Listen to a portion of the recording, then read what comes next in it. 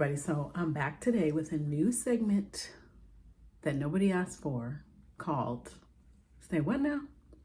I'm here because I listened to some really good radio this morning and I had to talk about it. I studied what it takes to make good radio, and this morning's Breakfast Club was amazing radio.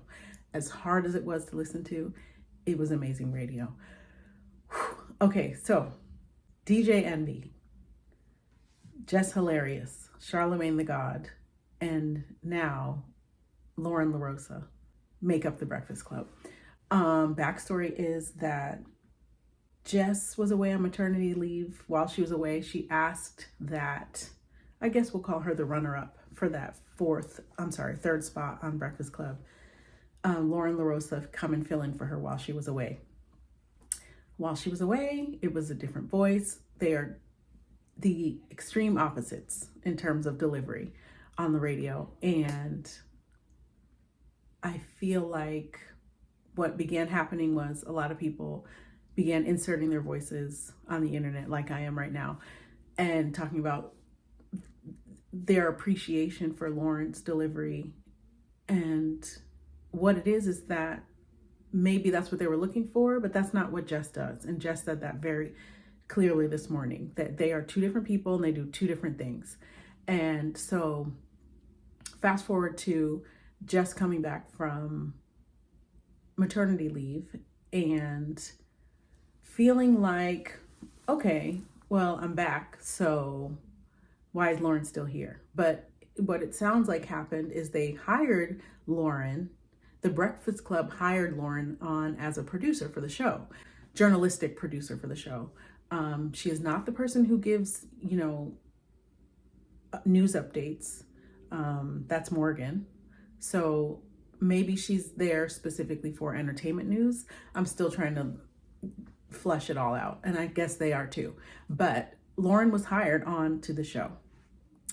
They inserted her into the show's production in a way that Jess did not appreciate.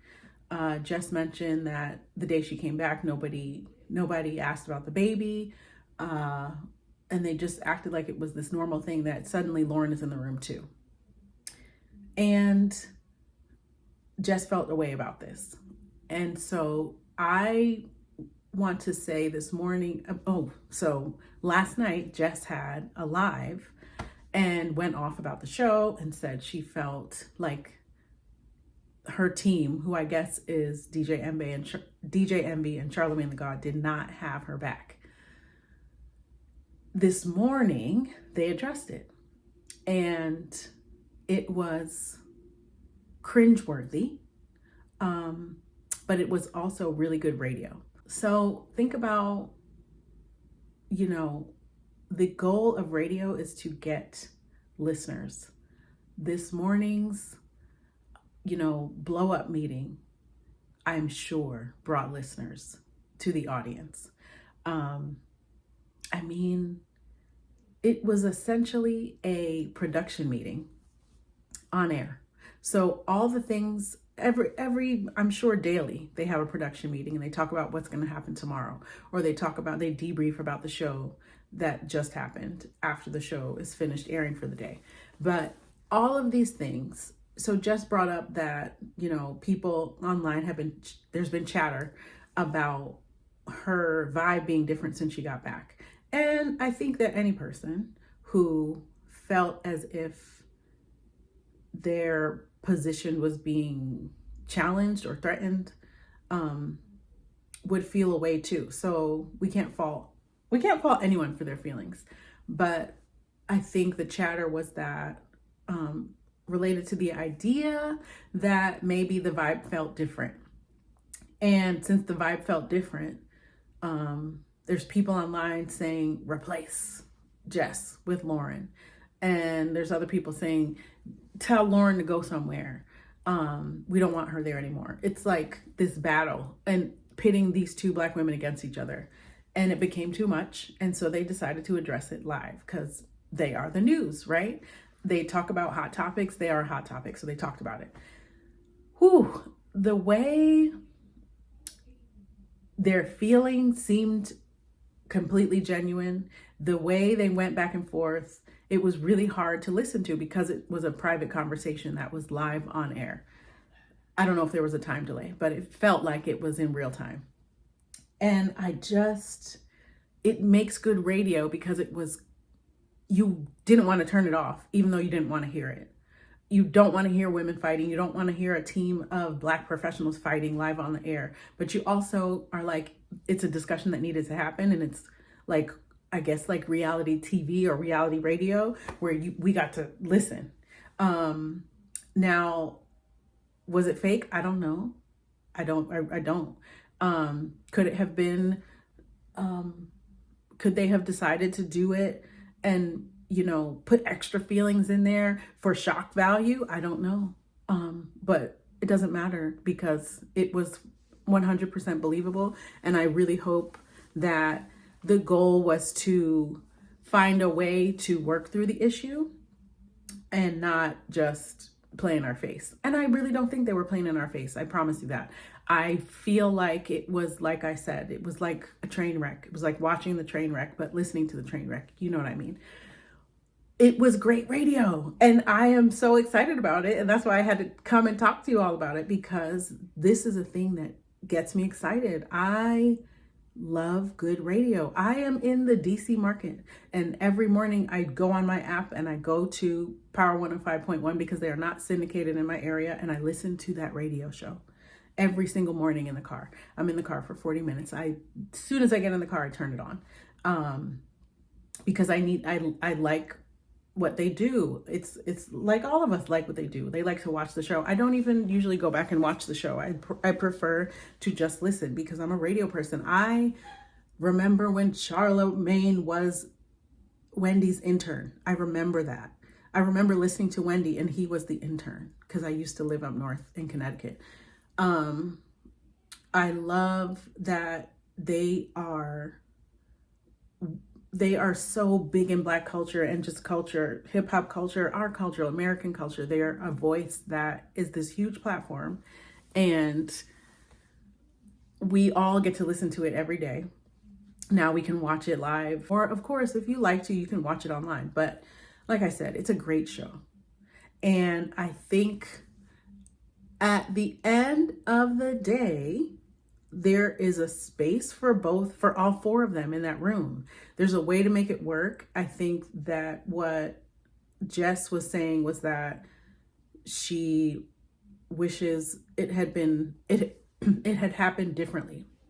She wishes they'd gone about it differently. And it's kind of reminding me of the whole Kelly Ripa, Michael Strahan situation, where it was just like, Kelly was like, I feel disrespected. You all could have talked to me about this beforehand. Michael, you could have come to me and said, this is my plan.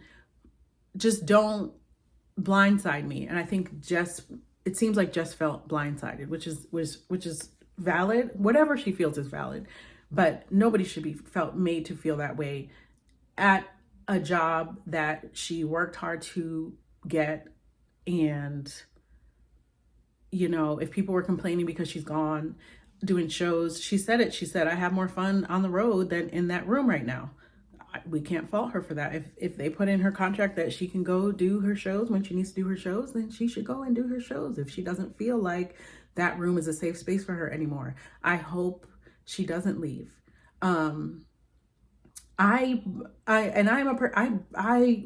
prefer Lauren's delivery, right? But that's just me. There's people who prefer what Jess does. But I love that there's women in the room. Once Angela Yee left and they had a year of guest hosts, I was really happy that they said, we're sticking with Jess and we're pushing forward that way. I was happy that there was a woman in the room, a millennial woman, because I am now an old lady. I'm 46 years old. I'm Envy and Charlemagne's age. I am not Jess's age. I am not Lauren's age. Like I said, there's room for everyone in that room. And I love that they're trying to get different generations together, because we are different generations. I'm 46. I don't know how old Jess is, but she's in her 20s. So theoretically, I could probably be her mom. I mean, I'm closer probably to her mom's age. All that to say, if you haven't gone and listened to that show, or you go on their YouTube page and watch it live. Today is one that I will go back and watch because I want to see. Go and watch it and have a moment to experience great radio again. I feel like it's been missing. I feel like it's just something that you can't capture that.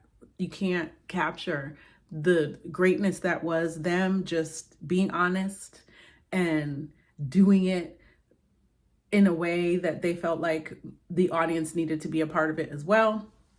And I promise you, I appreciate them being willing, whatever it was, if it was just a show for us to see, or if this was a way to bring closure to the situation. Like I said, it was really good radio, and it was really great to listen to. So, I mean, thank you for that, Breakfast Club. That was fantastic. And I will be, again, tuned in tomorrow. Let me know in the comments what you think. So I'm trying to be back. I'm working through what I'm going to call my little segments. This is one of them. I was thinking, say what now? I have so many things I could call it, but y'all will help me through that. I appreciate you.